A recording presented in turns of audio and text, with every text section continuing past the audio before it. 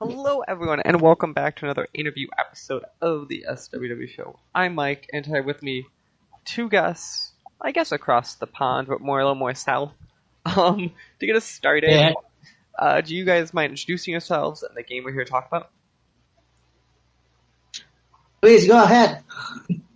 Oh, okay. Yes, we are creating The Left from Mars, which is basically it's a frenetic VR first-person shooter in which you have to fight against an alien invasion.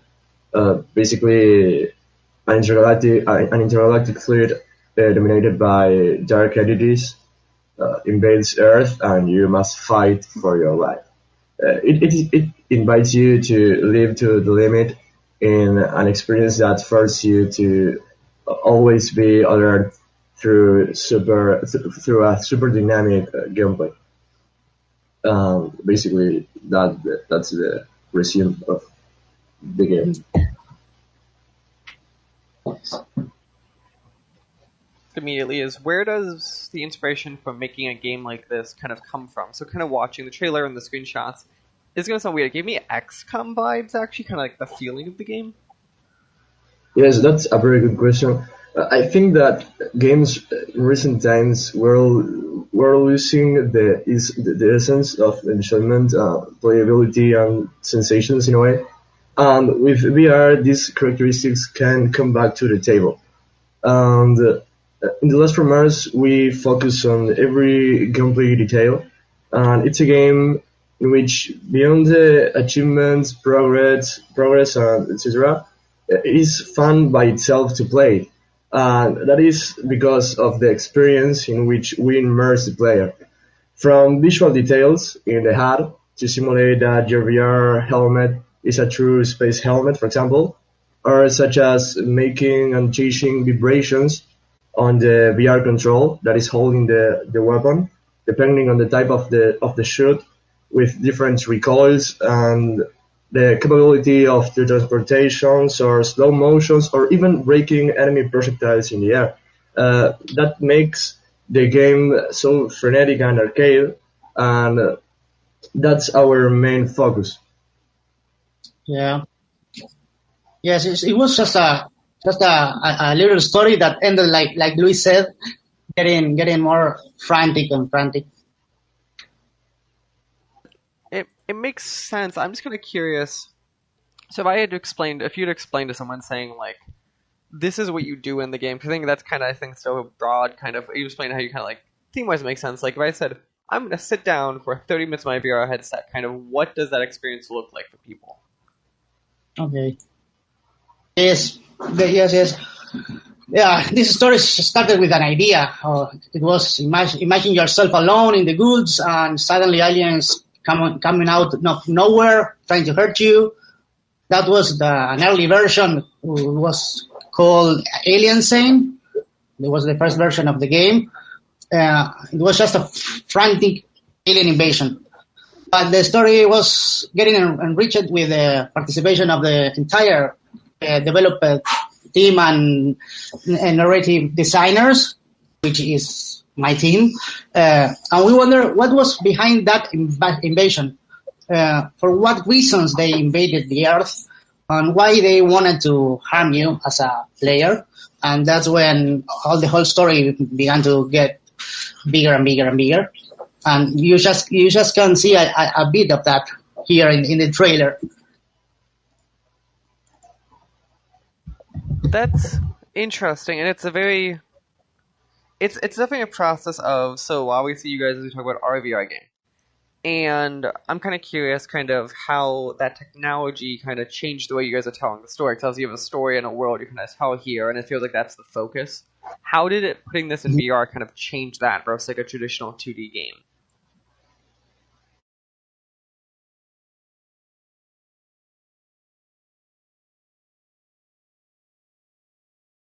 There are some characteristics that could be, in a way, very, very powerful in order to focus on the on the sensitive indeed. I mean, on the playability and that sensations or enjoyment.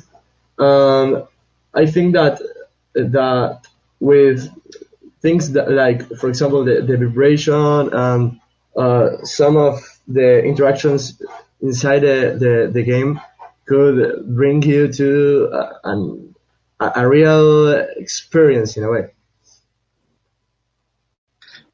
a different experience, you know. No, that I, th- go on. Yeah, go on. no, I think that, for example, we obviously have some references of classic games like Doom or frenetic games like, for example, nowadays Zero Sum. And for us, it's basically, I mean, Death from Mars is a typical waves, a first-person shooter of waves, basically, in which you have to annihilate all the aliens, and we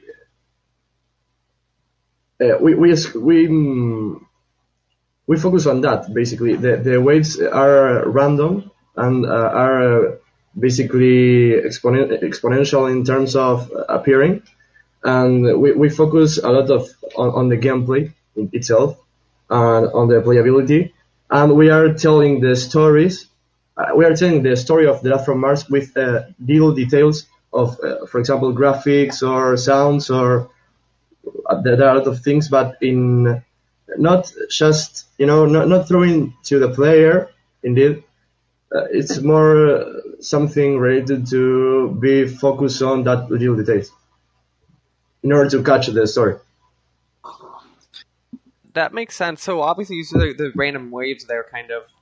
What is the variety of aliens then people kind of expect to see in those kind of things? Or is it very much like there's variation in there, but like the enemies are more kind of set? Well, that's a very good question. We have basically 4 types of aliens. We have the basic alien, the one type of alien that is, we call it flyer, that is basically an enemy that can fly and throw it to the player projectiles and stuff like that. We have an enemy that is... Yes. Sorry. And we have an enemy that is super fast. The difficulty of that enemy in particular is that you have to be very, very focused on the game and aware of all the places, because it can appear and kill the player very, very fast, so you have to be aware of that. And then we have the boss, in a way, that is called the Titan. Chato could correct me in that. And that is... sorry, what? Well, can you repeat what you want me to? Yes, the last enemy, that is the Titan, or... Yes, Titan. And the Rancor. Exactly. Well, basically the Titan is an enemy that have all the power, in a way, of it has all the characteristics of all the enemies, and basically he's very, very difficult to kill. He has a lot of life, and he has different mechanics in order to throw to the player, for example, rocks, and make it the entire gameplay and the characteristics of the aliens are planified in order to make the player moves all the time. You can't just still in some place and just shoot to the enemies, because it's impossible to survive in that way. You have to be all the time moving, and that's one of the multiple ways we have to make that a wonderful game as frenetic as it is. Interesting. So there's a lot of mobility obviously you have to have at that point. How do you guys balance that with being in VR and stuff like motion sickness? Yes, that's a very good question. We have worked a lot on that. We have, for example, something that we call demo days. Basically, all the staff test the game, and one of the things that we are all the time asking and reporting to is the motion sickness, indeed. And well, we have managed to reduce that to basically, I could say that basically null. We don't have certain actions, like for example, rotation of the helmet. The camera is all controlled in a way in order to reduce that. You can move your head, for example. That's not making any motion sickness, but you can, for example, jump, obviously, or you have certain limitations in a way. The velocity too is controlled all the time in order to not generate motion sickness. Basically that. We have a transportation too, but that's obviously is one of the ways that VR has to move, indeed. We are approaching that in order to make a tool that is the transportation for the game, but that's not generate motion sickness at all. So we are controlling that all the time, and we are fine with that right now.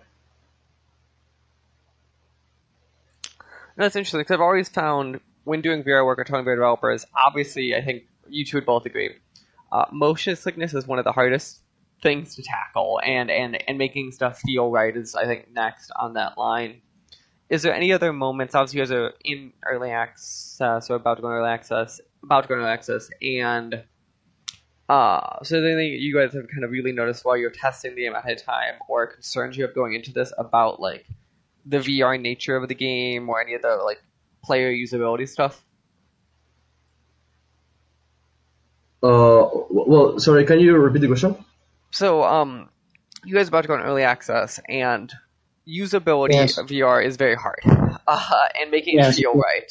Are there any of those concerns that you guys either noticed during development or kind of still are kind of watching right now while people are getting into these early access build of the game? Oh yes, well we are going to launch the game for Steam, obviously. We are you can use it with you can play it with all the VR assets, basically HTC Vive and all the Oculus stuff like Oculus Rift. And we are indeed testing on Oculus Quest 1 and 2, and we are getting excellent results in terms of frames per second too. So we are very happy with that.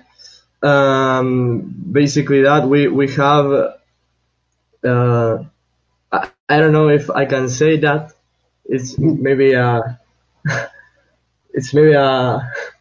scope for the show. We have the thought of publish to PlayStation VR 2, basically.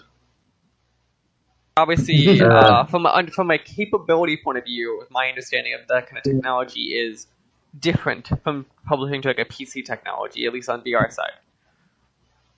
Mm-hmm. Yes. Yes, of course. Great. So let's kind of talk then as we kind of jump into this. You guys are jumping in early access. What is, if I as a player jumping in now, what should I expect the game to look like? And what should I expect the game to look like once you guys jump out of early access, whatever time frame that is from now? Nice. Well, what you can see on the trailer or on the Steam page, there are a lot of screens and features that you can play right now. So, but however, we are thinking of, for example, implement some features that we are working on. For example, best enemies. I mean, we are working on a rework of some aliens, and we are working too on improvement of interactions of all the stuff of SteamVR and all the stuff related to that, in order to the player feel it good. We are working too on that's another scope for the show. We are working on cooperative multiplayer mode, but that's one of the latest objectives right now. But we are working on a lot of features. If you buy the game and you play it, you will have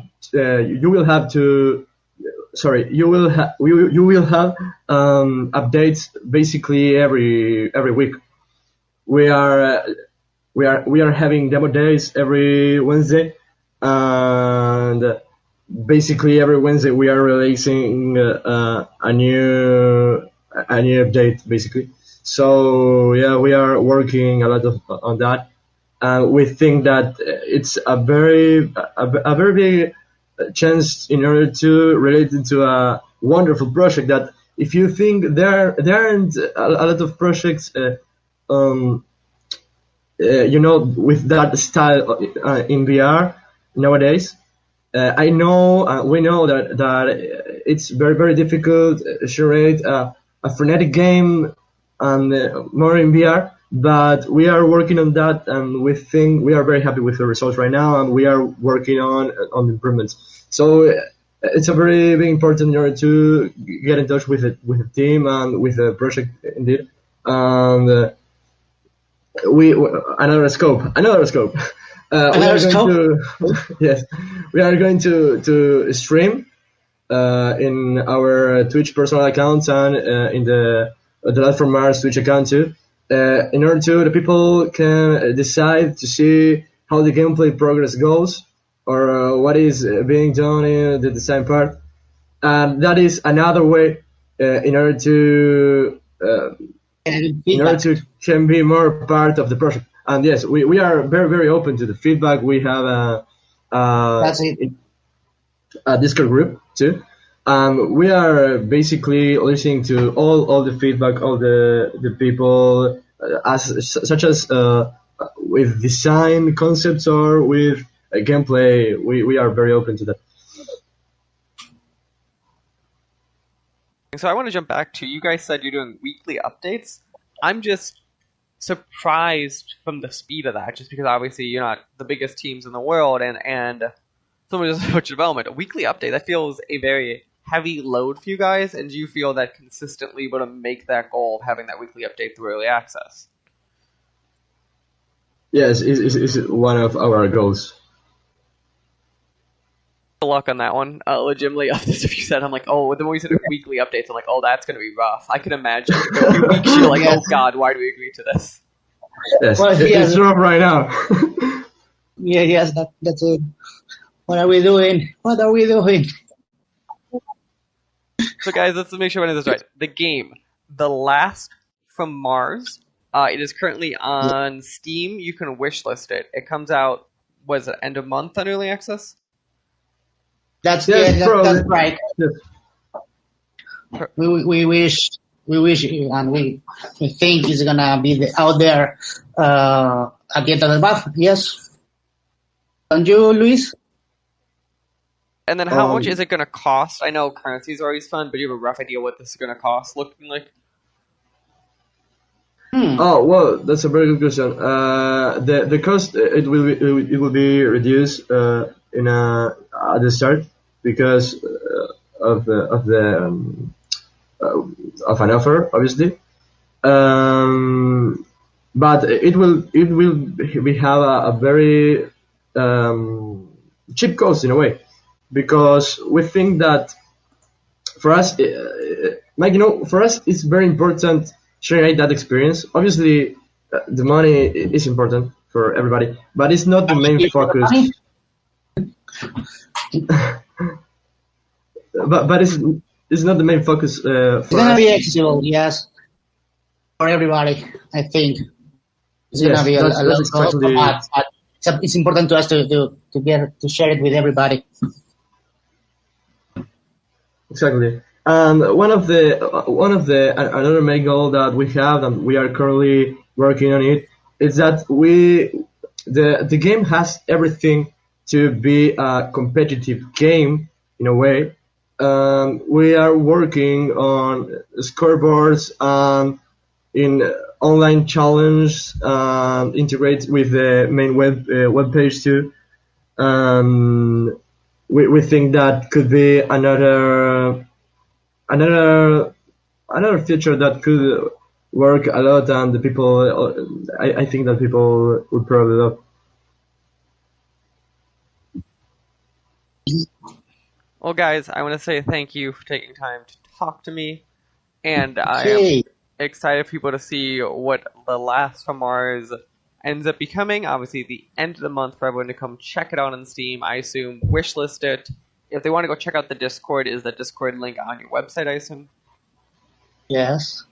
Perfect. Yes, yes. We hope gamers there to wake the hero within them, get to know who the last from Mars is. So thank you very much, Mike.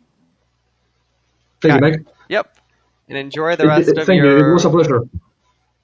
I thank you guys too. I think enjoy the rest of your, is it evening for you guys? Late afternoon? I know you have a couple hours off, but I think it's something like that for you guys. Yes, 4 of the afternoon now. This episode is partially brought to you by the Humble Choice program. Did you know Humble Bundle has a great monthly subscription service that lets you get a ton of video games every single month? That's right, from plans range from $5 to $20 a month, you get a hold of a bunch of free games they have available to you. And you could use our code down in the description below to go and sign up. It would help our podcast and help you see what great games are available for you this month. Hello, everyone, and welcome back to another interview episode. I'm Mike, and today with me a special guest.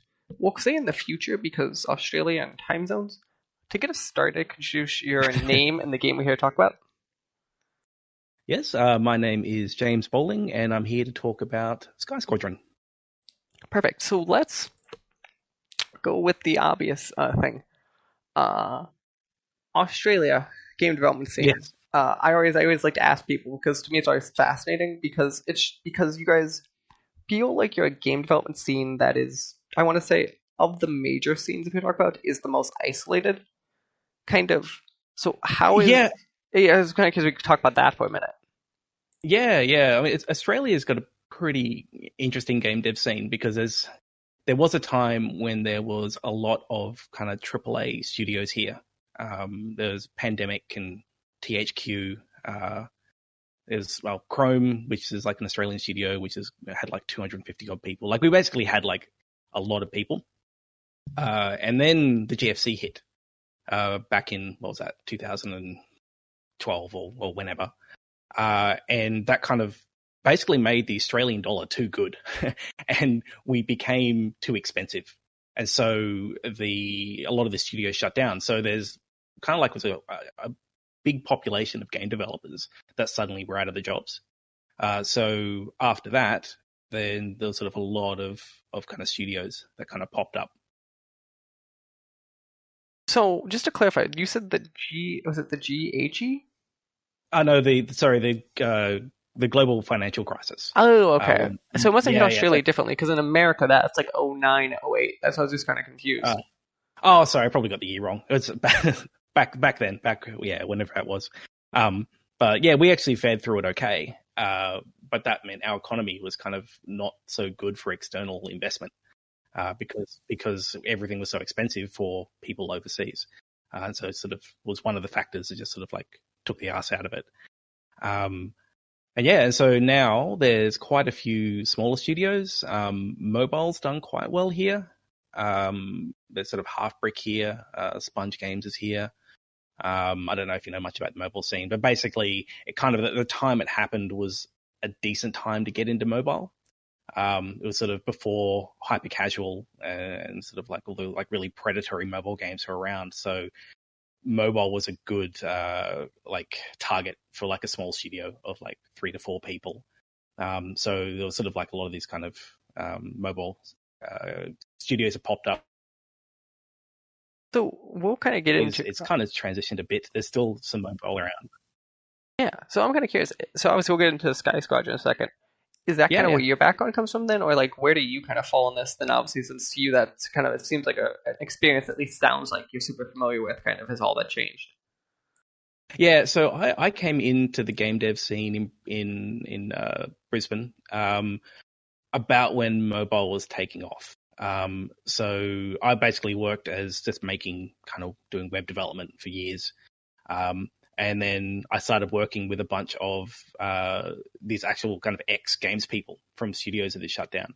Not in games, in like a different kind of industry.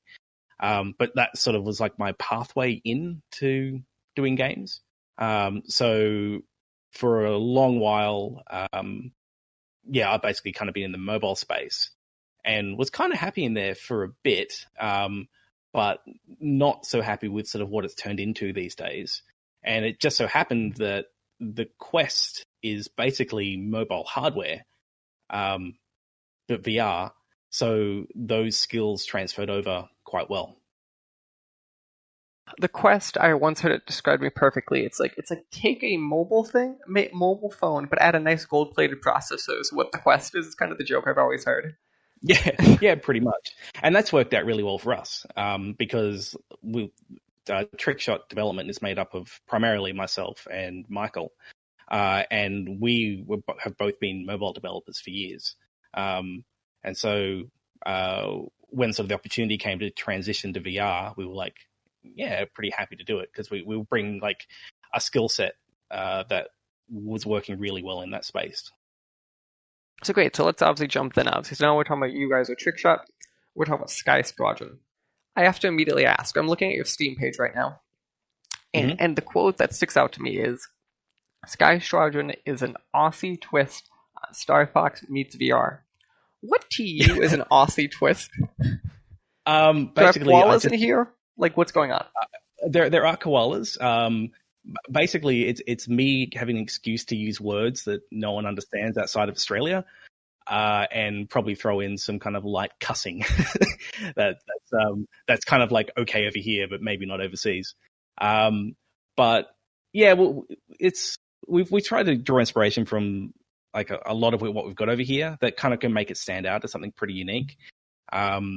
Like the characters, we've gone for kind of that Star Fox style, kind of like anthropomorphic characters, and so we use kind of Australian natives for the characters that the player is interacting with, and then we've sort of got more invasive species for the ones that you're sort of up against.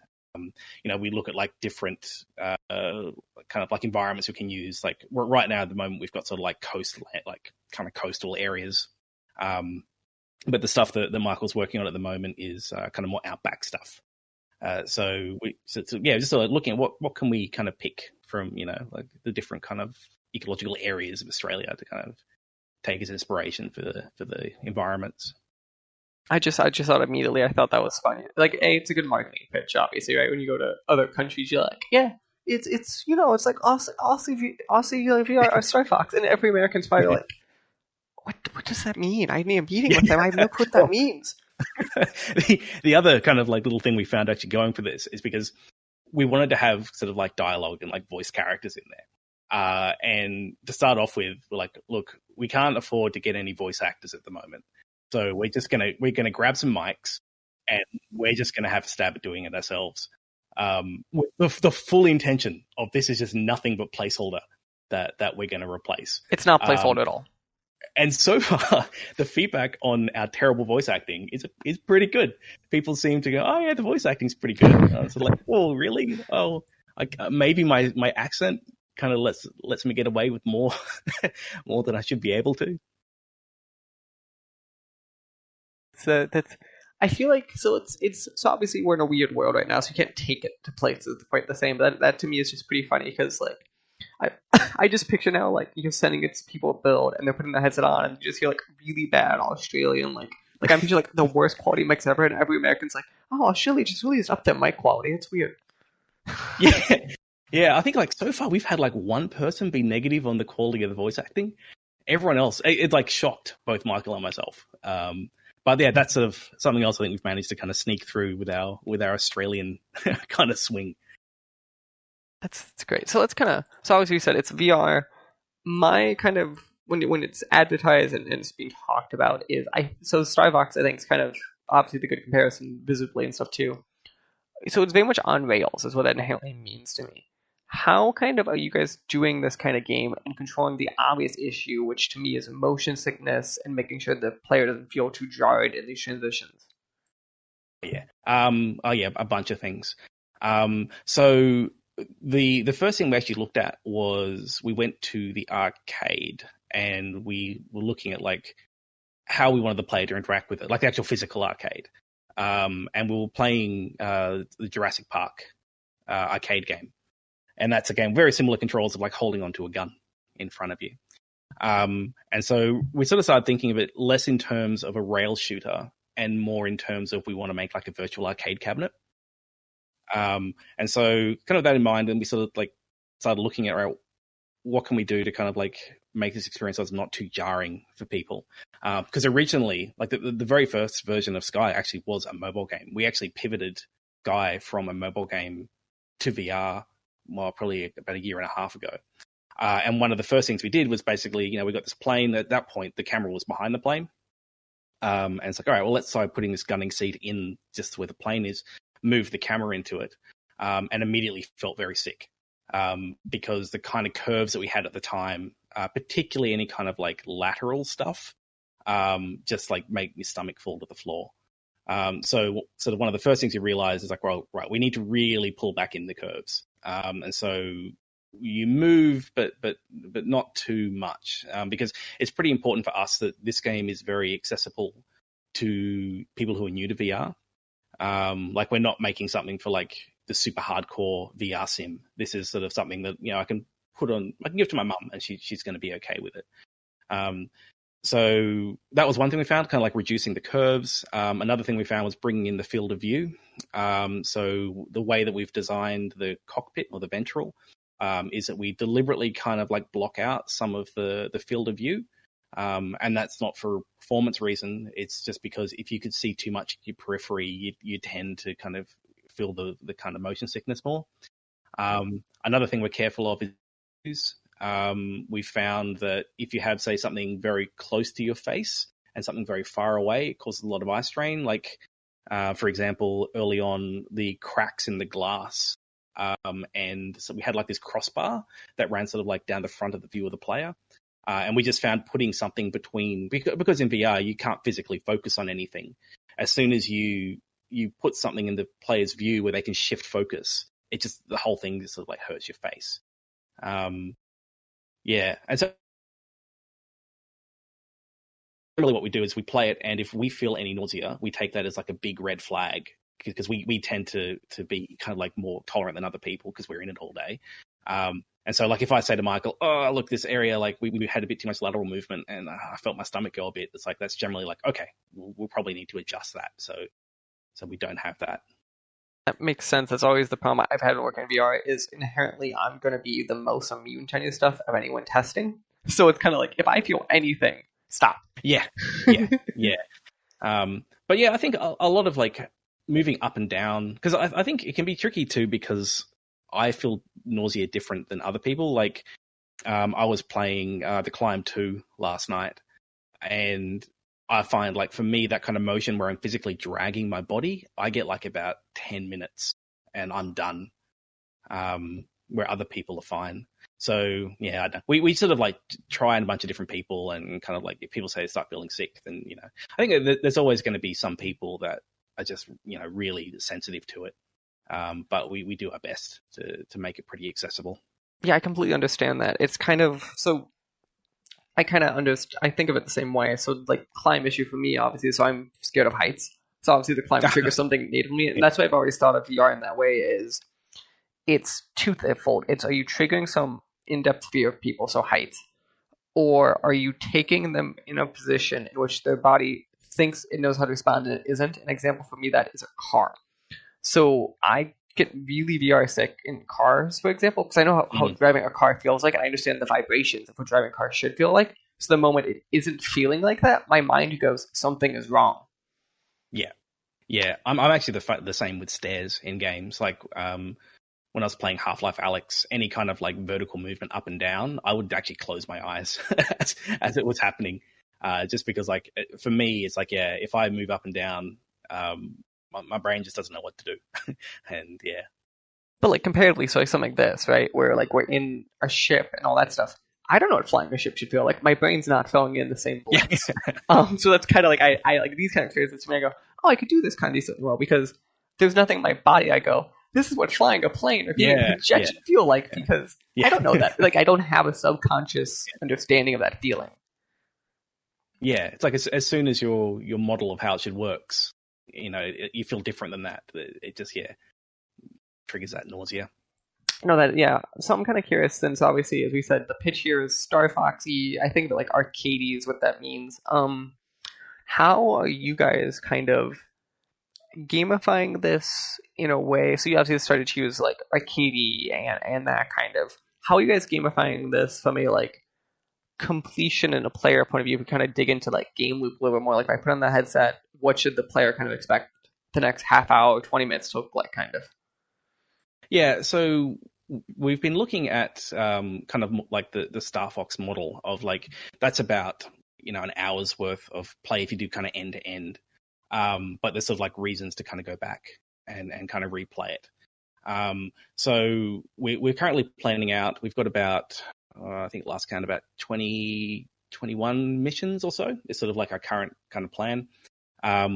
So it'll be something where you'll play through. There's different difficulty modes. So you'll start kind of on just normal, and then when you've done it, you can kind of go back and play it again. We've also got multiplayer modes in there, so there's a good reason to kind of get your friends involved.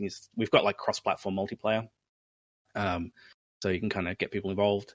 We're currently looking at kind of like a kind of mission system. So there's sort of other objectives to kind of go back and in there, like go in one particular level might be destroy some certain number of crates or something like that. So it's sort of like kind of basically a pretty linear kind of movement through sort of a series of missions, but then sort of like reasons to kind of go back and be it competing on high score boards or unlocking different kind of gun skins or kind of like colors for the ventral or whatever, kind of reason to go back. That's a very interesting. I think of VR, especially as you talked about this kind of as a quest thing originally, and I think of VR in that way of like, so obviously the most successful VR thing, or the two most successful, are Super Hot and Beat Saber, right? Those experiences end to end to really understand the true experience. Beat Saber, it's 5 minutes. Super Hot, it's only an hour, and I think I've kind of, the more I thought about it, the more I think that really is the sweet spot for VR. Then is because like, it's how many people have time to get in this convoluted headset, or when they're well, put it the nice way is a lot of VR is showing it to someone else. If it's an hour experience, you only need 10 minutes to onboard them to see the whole gut of the experience, not to teach them. Where we were like, we wanted to keep each individual chunk quite short. So each mission itself, is maybe like 3 to 4 minutes, because we think about like how we play it. Like VR, it tends to be something that we don't sit down, maybe with the exception of like Half-Life Alyx, where I sat through and I played a lot of that. The vast majority of the way I play VR is I sit down for 10 minutes and I play it, and then I'm kind of good. Or I'm like, they tend to want some level of attention. Newborn makes it harder. Yes. So we've tried to make it so that the game can be played in quite short bursts. Like there's still, if you do still want to play a bunch, you want to try and get the high score for some particular mission. Sure, you can keep playing that as long as you want, but we also want to make sure it's not something that you have to put aside an hour for, even half an hour for, if you just want to put it on and, like in Beat Saber, if you want to put it on and do 2 or 3 songs and stop, that's fine. And you're still going to get an experience out of that. And so, and what we're kind of hoping to get out of that is like, then also there's cosmetics things to unlock, which we're kind of hoping will feed back into the multiplayer side, so that when you're playing with your friend, maybe, you've got different looking guns or different looking gloves or something like that.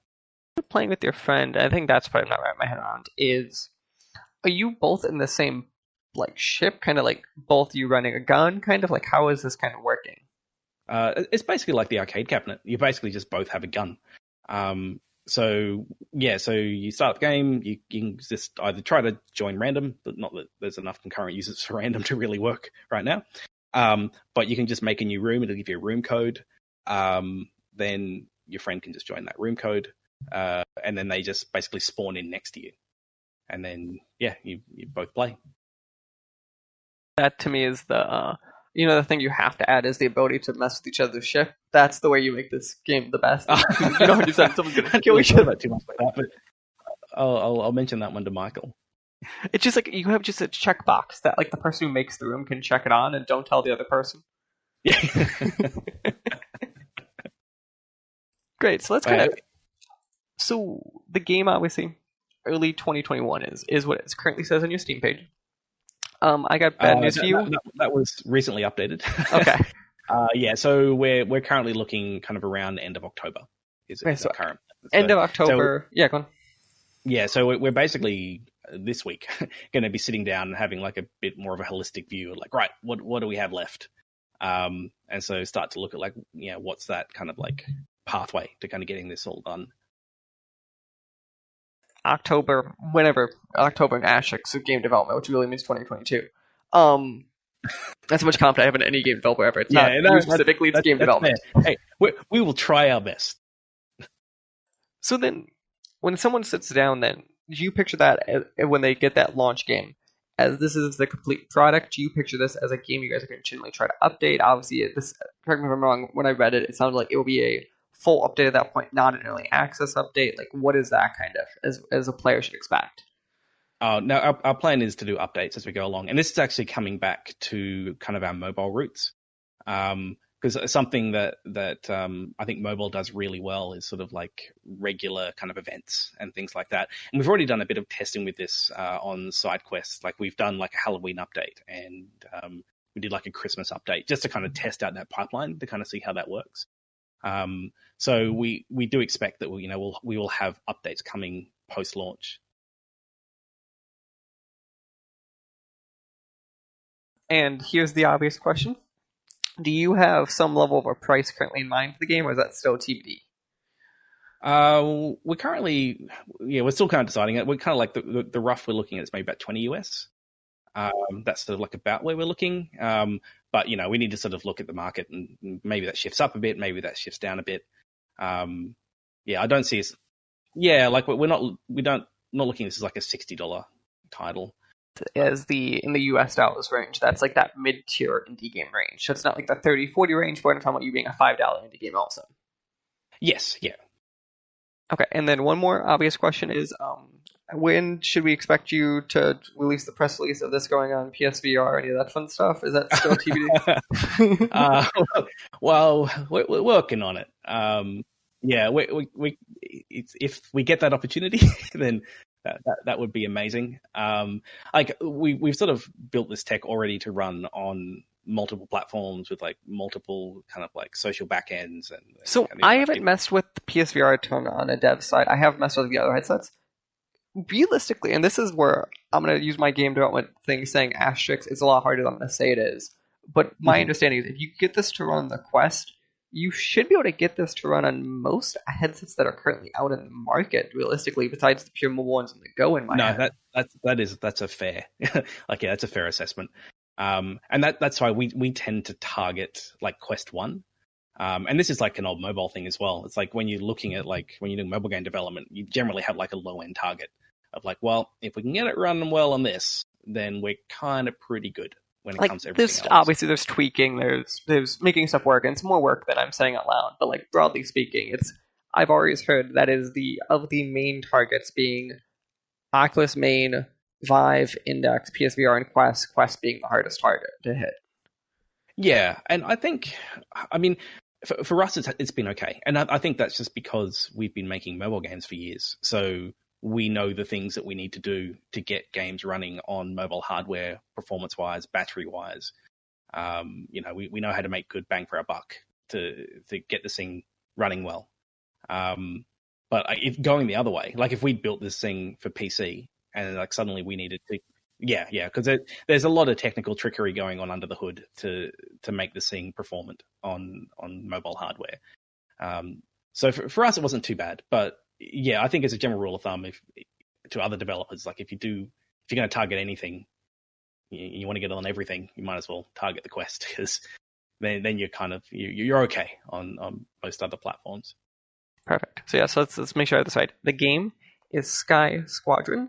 Yes. It is Australia, it is Star Fox, it is shooting things. There are kangaroos, there are probably koalas. I don't know. I think there's lizards, there's skin cancer in Australia.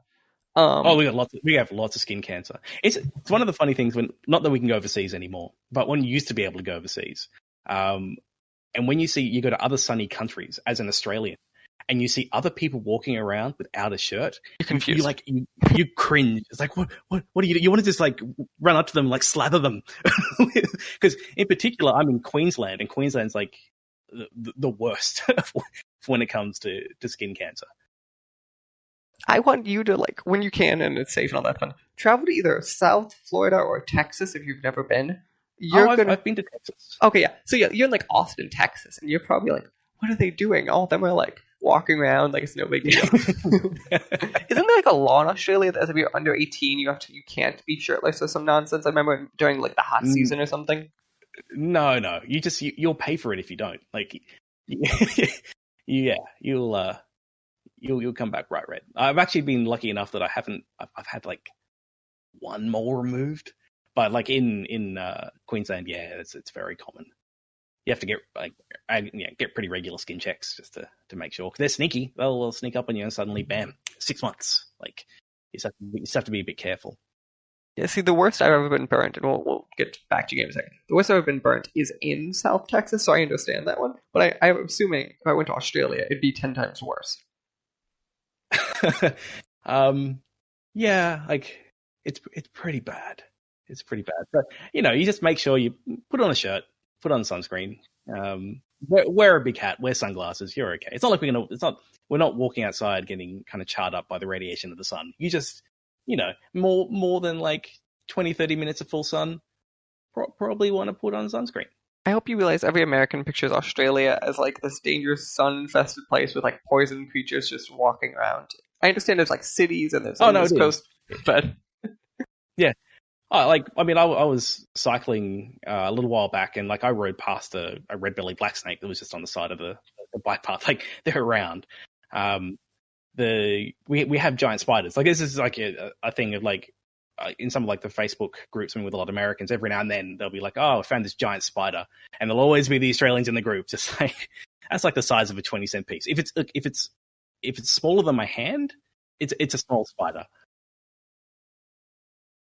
If I ever found a spider the size of my hand in my house, I would burn my house down. Like, not a metaphor. I mean, full blown, the house would be gone. We have a fairly common house spider over here called the huntsman, and they're mostly pretty harmless. They don't make webs. They tend to eat a lot of cockroaches, but they get very big. I mean, I think the biggest one I've seen, it was larger than my hand, like literally was bigger than my hand. And that particular one, because normally when I see a spider, I'll try to relocate it. But that one's like, no, we just got like a insecticide bomb that was in the garage. Like, I'm just going to like dust off and nuke this site from orbit, and just bombed the whole garage. The next day I found the thing like kind of crawled out. But I found a picture. I saw a picture online. It was like, it's notorious. Like, there's a big spider. The joke is you get a bat, hit it. I saw a picture and it was in Australia, but it was the spider holding the bat back at the human. But it's not actually so much the big spiders to worry about over here. It's like the little ones can kind of cause more problems. You're making it way scarier. This is way scarier. This is way more. You could just move. Just make sure before you put your shoes on. The trick is to bang the heel on the ground, just in case there's any spiders lodged inside. You just bang it, and then you're good. You're free to put your foot in the shoe. On that scary note, I said the game is Squadron. If people want to go check it out, I understand you can request access to a playtest on Steam. There's Discord. What's all that nonsense that people should check out? Yep. So we've got our Discord, which I believe I should look up the link, but I'm pretty sure if you go discord.com, I can't remember if there's actually a link hooked up to it. But yes, on the Steam page. We've also just been accepted into the Oculus Quest App Lab program. So if you have a Quest, you can just jump that. Grab that for free. You don't have to like do any side loading or anything like that anymore. You can just find that on the SideQuest website. We've got it up on the Oculus store as well. I think people can ask for a key if they want, but generally we find most people are either on Steam or on the Quest. And yeah, we've got full crossplay between, not cross save, but crossplay between those platforms across the leaderboards. So yeah, if you got a friend that's got a quest and you got a Vive, you can jump on and play together. To request some level of early access, I assume just hop in Discord and there's some method there of people you let in over time or whatever. Yeah, you just come and just poke me. It's probably the quickest way. Eventually, you'll start charging them for those keys, I assume. Eventually, at some point. But you don't have to worry about that for the Oculus Quest. Like that, you can just grab whenever. You don't have to be approved for that. Oh, nice, perfect. So yeah, again, thank you for taking time. I guess in your early afternoon or morning in the future to sit down, talk to me on Sky Squadron. And I look forward. I'm very curious, obviously, to see how the game's going to end up. And I do appreciate, for the record, as we talked about there early on, less motion sickness, and I think you guys really, it sounds like, thought about this thoroughly, kind of the motion sick problems, which is, I think, the number one problem in a game like this that usually happens. Yeah, we're very mindful of not making people feel sick as much as we can. Well, again, and enjoy the rest of your day. Thanks very much. This podcast was a production of the SWW Show. To learn more, go to theswwshow.com. Remember, you can follow the show on Twitter at the SWW Show. You can follow me at Mikey_Maroney. You can follow AJ at LowSeatBoy. Remember, new episodes premiere on Friday, 9 a.m. Central Time on anchor.fm/SWW and podcast services around the globe.